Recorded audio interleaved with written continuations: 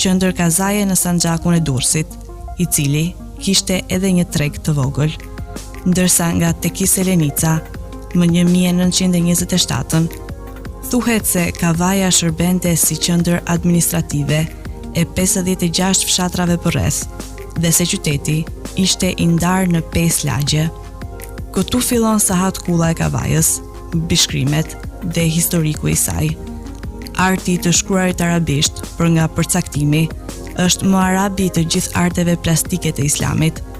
Në përgjithësi, bishkrimet e shkrimit arab janë kronograme dhe epitafet të shkruara në objektet fetare islame, siç janë xhamit, mesxhidet, pllakavarri, epigrame në kështjella, kullat e sahatit, ndërtesa banimi, vepra urbanistike, burime dhe muret rrethuese.